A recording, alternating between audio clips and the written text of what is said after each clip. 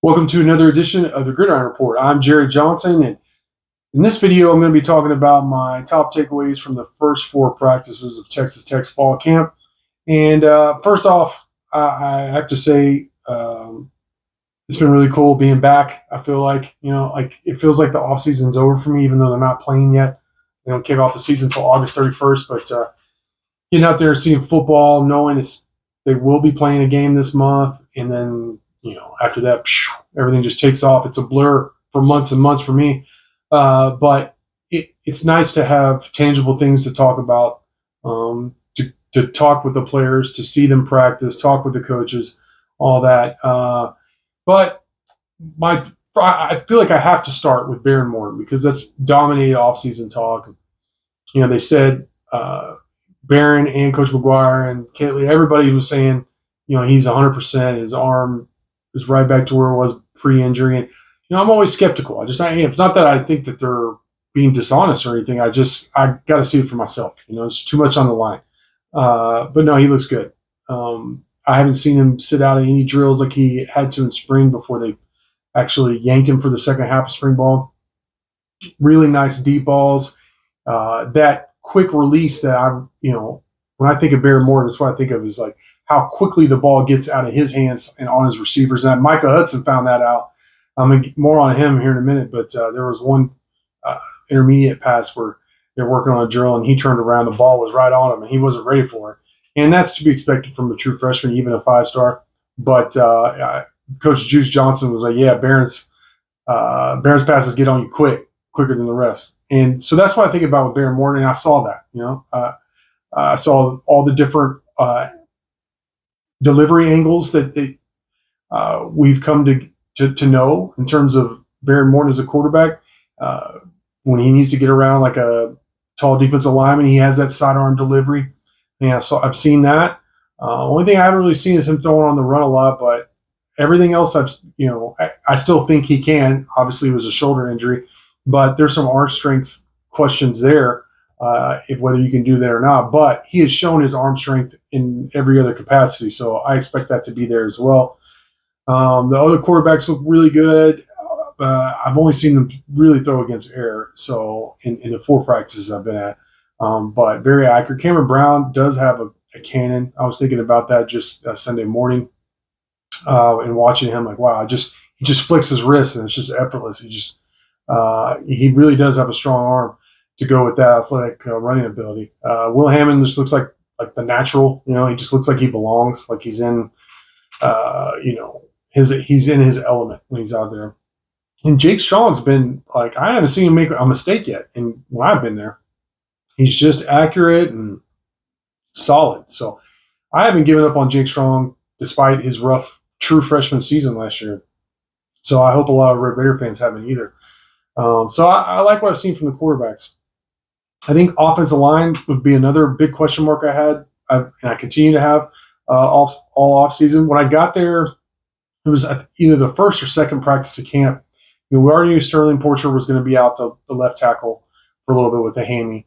But he was suited up and he was going through some individual drills, and he was Sunday as well. So and shoulder pads and everything. So I think he's going to be okay. Davion Carter though was in a boot the second day after rolling his ankle the first day. And then Rodriguez, the big junior college guy that he beat out a lot of strong power 4 programs for, he didn't make it through calisthenics the second day. So you had 3 of your 4 or 5 additions on the offensive line were out just in the second day of fall camp. And panic would be way too strong, but it got my attention. And I even asked McGuire about it and he explained it. So I think like I said, Porcher was already back. I don't know if he was going full go, but he wasn't in a yellow jersey. He was participating, so he's getting work. Davion Carter, is expected back relatively soon. He's not going to miss all of fall camp or anything like that unless he has some kind of setback. And Rodriguez was already out there, so going full. So, and I don't expect Rodriguez to be honestly, I'd be surprised if he's in the 2 deep. He needs a year to develop. But, everybody is saying all the right things about the offensive line. That's going to be better and all that. I definitely want to see it before I believe it. But they got to stay healthy. That's one thing. The young secondary, I feel better about. I would say it'd be between offensive line and secondary, I'm definitely more like keeping my eye on offensive line and secondary. They have some young guys back there, but Mo Horn looked good in some drills I saw him. You know what you have in Braylon Lux, C.J. Baskerville. You get some young guys at the other safety spot and star spot that I think are going to be really good. So I think there's some quality depth there. So for the most part, I mean, the facilities are coming along. You see the south end zone; they're expecting that to be. I mean, it will be done before the season opener. We're already talking about where we're going to be holding press conferences and just kind of how we do things in fall camp in terms of covering. It's going to be different because that south end zone is scheduled to be completed, but it's definitely still has some work to do. The football facility is right there by the practice fields, of course, and that's coming along as well. I don't remember the exact target date for that. I think it was October. So correct me if I'm wrong in the comments. But it is definitely coming along. It has the guts. They're putting in the guts of all of it, and you can see the progress for sure. So it's going to be a sight to behold, these facilities once they're done. I'm trying to think about other takeaways. No major injuries. Michael Dingle, who's been working at Star and inside linebacker, he seems to be out a lot. When he plays, he looks great because he's so fast and athletic and physical.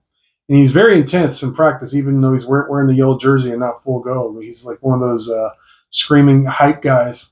But I'd like for him to be available, for as much as possible, not see him out. I'm trying to think if there's any other injuries. Oh yeah, I said I'd get back to Micah Hudson. Not an injury. Actually, he's looked really good. Yeah, some true freshman kind of growing pains in the first couple of days of camp, but he made a beautiful diving catch on a deep ball that was captured brilliantly, both in photo and video. I don't know how he caught it. He does do some freakish things out there. I think Caleb Douglas is a guy. You hear about Josh Kelly. You hear about Jalen Conyers, who looks really good, by the way. He missed spring, but he's out there and he's looked just solid. You can see the reason for the hype. But Caleb Douglas is good. He's going to be a good receiver. It won't. I feel like it won't be Caleb Douglas's fault if he doesn't have a monster year. You know what I mean? It'll be like some kind of quarterback situation or offensive coordinator situation. He looks like every route he runs, I feel a little better. Like, man, this guy's good. And you can hear just from the feedback from the coaches that they agree. So I do think the receiving core is improved. We'll have to see about the offensive line. The defensive front's pretty young, but those inside linebackers, man, Ben Roberts, Jacob Rodriguez, Bryce Ramirez, those guys are good. Those guys are good football players. It's really nice to have such quality football players in the middle of your defense like that. I'll delve more into matchups this season. How I think the season is going to play out, predictions, all those kind of things. I mean, I posted some stuff on Inside the Red, some early stuff, but I'll have more videos covering all that as we progress through fall camp. But I just wanted to give a quick wrap up of the first 4 practices. There'll also be a notebook on Inside the Red Raiders as well. There's already one on the first 2 practices. There'll be one on practices 3 and 4. But for now, I want to thank you for watching, and until next time.